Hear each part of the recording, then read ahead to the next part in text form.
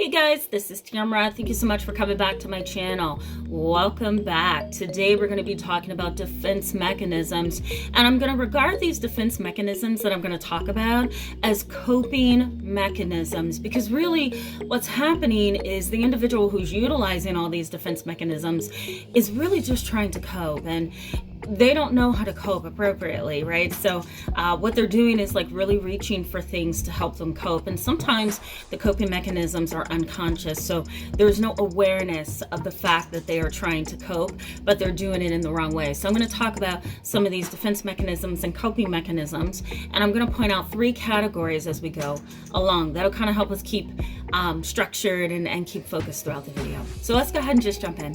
Thank you so much for coming back to my channel. For those who are subscribed and participating, thank you so much. And for those who are new, I encourage you to go ahead and hit that subscribe button so that you can stick around with us and be a part of our growing and validating community. And before I jump into the video, let me briefly introduce myself. My name is Tamara, and I'm an internationally and board certified trauma therapist, but I'm also licensed in mental health, and I specialize in treating children, teens, and families, as well as adults with traumatic childhoods and traumatic situations, I should say, in my own practice. So if you want to stick around and learn a little bit more about topics from a trauma perspective, I encourage you to stick around. And go ahead and hit that subscribe button too, it's free. So I heard somebody do that on a YouTube video. It might have been last year, and she was like, it's free. And I'm like, maybe I should use that. So I'm going to test it out today in today's video. But let's just go ahead and jump into this topic. So defense mechanisms. So let me give you a little bit of background about what they are. So defense mechanisms, again, are ways to cope, but they are sometimes really, what's the word that I could use? They're really unhealthy. I'll just use that word. They're really unhealthy coping mechanisms, because what you're doing is you're either trying to minimize something, throw something in the background, or completely cover it up. And so your way to do it is to utilize these defense mechanisms, and it's not a healthy thing.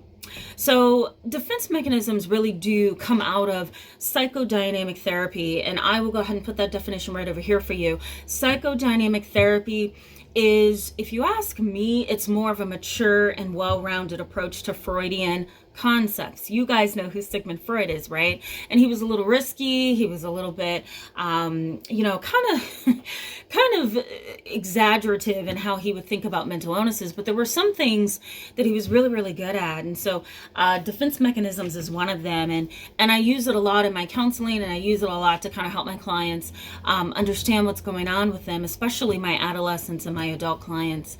So as we go along, I want you to kind of keep in mind that some of this grows out of Sigmund Freud's theory, but more so the more modern approach, which is psychodynamic therapy. So let me go down basically what's happening here. So I'm going to go down a list of things for you so that you'll understand what's kind of going on. When coping mechanisms or defense mechanisms are utilized, really what's happening is the brain is going through a series of protective mechanisms. You are trying to ensure that whatever you're experiencing will not impact you emotionally. And, when something is triggered in you, the best way to cope sometimes is using a defense mechanism or a coping mechanism. So I often talk to my clients about what's called stress-induced challenges. Stress-induced mental illness, stress-induced PTSD, stress-induced cognitive impairment, stress-induced elevations in cortisol levels. I talk about cortisol right up here in this video, where I talk about kind of what's happening to your body when you're going through anxiety. So go ahead and check that video out at the end of this one. But these are stress-induced conditions. So when stress triggers a response, your first obligation is to protect yourself, and the way that you protect yourself is by defending yourself. And defenses typically take the form of coping mechanisms, and they're typically pretty unhealthy. There's 3 categories that I want you guys to think about, okay? And I've categorized these to kind of help my clients understand what stage they're in and what they're dealing with. The first category that I talk about is immature. The second category is destructive. And the third category is common. So we have immature defense mechanisms. We have immature defense mechanisms, we have destructive defense mechanisms, and then we also have common defense mechanisms. So let me go ahead and point out what those are. So if we're talking about immature defense mechanisms, we are talking about imaginary friends. Okay, that's one. Imaginary friends, passive aggressive behavior, temper tantrums, and intermittent explosive episodes, not the disorder necessarily, but the episodes. We're also looking at fantasy-based thoughts, right? And compensation. So let me explain what each of these are.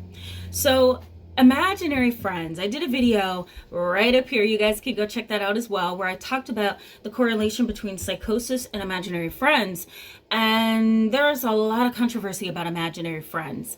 If you haven't done, a little bit of Google research, imaginary friends for children up to a certain age has always been kind of tagged as normative, right? It's kind of a given. It's okay to have imaginary friends. It's okay to have imaginary spouse, right? Imaginary cousin, imaginary girlfriend or boyfriend. But I think in mainstream society, if you have an imaginary friend and you're 14 years old, that is viewed as a problem. That is viewed as either immature or psychotic or mentally unstable. And while there is some truth to that, there are also some situations where imaginary friends really aren't considered psychotic. It's considered normal. And that is based on the cultural values and the cultural standards of a race. It is also based on the emotional and psychological stability of the person that we're talking about in question. And it also depends on what kind of mental health disorder that individual may have, right? So let me give you an example. An example of this kind of being normal for a 14-year-old would be if a 14-year-old is diagnosed on the autism spectrum. So they may not have a lot of friends and they may not know how to connect with people. So they kind of create these people in their world to kind of help them. We also have kids who have been completely traumatized as a child and even adolescents and adults, and they may reach back for certain elements of their childhood by having imaginary friends. We also have individuals who are strictly just lonely, and that loneliness causes them to reach for imaginary friends because they don't have anybody else to really reach for. So those are a few theories that I think are important to kind of take in when you're thinking about the normalcy of having imaginary friends. But in terms of defense mechanisms, that's a problem because the imaginary friend serves as a way that you protect yourself from reality, and that is not okay. When you're protecting yourself from reality to a point of having imaginary spouses or friends or cousins, now we need to delve further into your mind and in your heart and figure out why you're defending, why you're deflecting, why you're protecting. And that's going to take quite a bit of psychological exploration. All right, so that's imaginary friends. Now, passive aggressive behavior as an immature defense mechanism may be cutting, right? It could also be burning and setting fires and, doing some really passive aggressive things. You're not going to come right out and say, you know what, I'm mad today. You might go in your room and cut yourself completely from top to bottom, or you may set a fire, or you may harm an animal and leave it on somebody's front porch. So I feel like my camera's moving a lot, guys, so let me fix this. I'm sorry.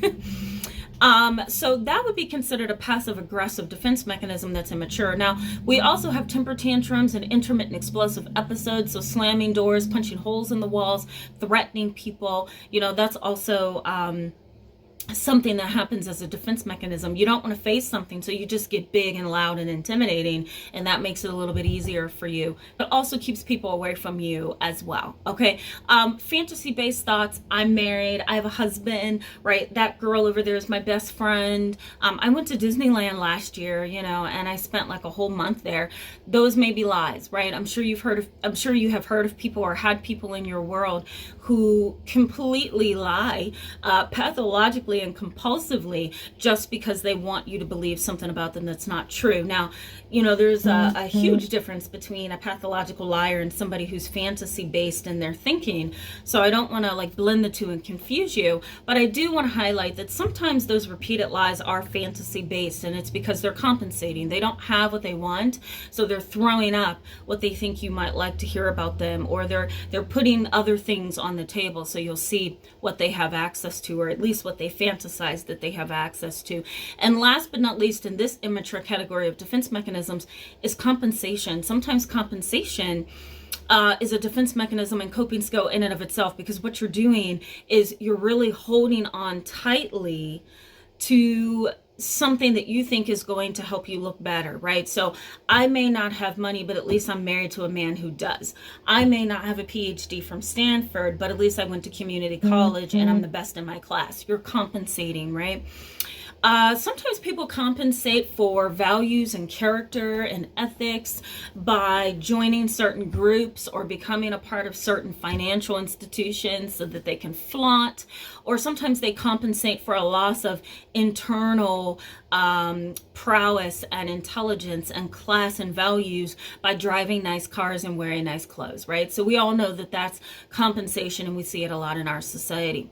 Now, if we bump down to the destructive defense mechanisms and we talk about that category, what we're looking at is substance abuse. We're looking at porn addiction and gambling and other kinds of addiction. We're also looking at violence and domestic violence, burglaries, robberies, selling drugs, I should say. And we're also looking at cheating and stealing. And so these are destructive defense mechanisms, right? You may cheat and steal because you know that you don't have what it takes to actually get to a certain level, right? You may engage in violence because you don't have the skills to get ahead in the world. So you rob somebody or you burglarize somebody, right? You may go into a store and stick it up because you're mad that you lost your job the other day. So these are destructive defense mechanisms that we will sometimes fall into, and we feel that, hey, I'm justified. I'm hurting. I'm mad. I'm porn addicted. I'm whatever. And you try to defend yourself by utilizing these so-called coping skills or mechanisms, okay? And last but not least on this list here is the common defense mechanisms. And these are the things that I tend to see in my office. And these are probably some defense mechanisms that you have used yourself. Dissociation, so really detaching from reality in the moment, and kind of your mind is like floating, right? You're kind of in a state of daydreaming, but at a severe level. You may find, I used to do this a lot in I would be driving and, I would completely lose touch of where I was. And then I would get to my destination and I would sit there in the car and I would be like, how did I get here? I don't even remember passing that stop sign. I don't remember passing that gas station. And so that's dissociation. You're pulling away from reality for the moment and you're kind of in a daydreaming state, okay? The next thing is paranoia. So kind of looking over your shoulder and being really hypervigilant and not really trusting people. That keeps a barrier up in a defense wall. So sometimes paranoia is utilized as a defense mechanism to keep you protected from, some of the things that you may perceive as threats, okay? The next is isolation. We withdraw or we hide away. The other is displacement, right? So instead of getting mad at your boss because he fired you, you're going to come home and kick the dog, or you're going to come home and yell at your neighbor, right? That's displacement. You're displacing your anger onto other things. The other thing is repression. That's something else that we do. We push things down and we shove it down and we say, nope, I'm not going to deal with that today, right? And last but not least is somatization. And that's kind of like a defense mechanism, coping mechanism, where you internalize and you repress so much that the pain comes through your body, right? Headaches, stomach aches, body aches, all of that, right? Stress, bags under your eyes, like a dull looking skin, the list goes on. These are all defense mechanisms, guys, that we use to protect ourselves. And when we experience stress at high levels or trauma, we put up these defense mechanisms, and that's okay. The problem is when you're engaging in destructive or immature defense mechanisms, and that's where help is needed. So thank you so much for being with me today, guys, in this video. I encourage you to give it a thumbs up if it was helpful, and go ahead and hit that subscribe button if you want to stick around with us. If you would like to hear more on these kind of topics, let me know. I'm going to come back with another video in the next couple of days and give you some insight on how you can manage these destructive and immature defense mechanisms. I'll see you then. Bye-bye.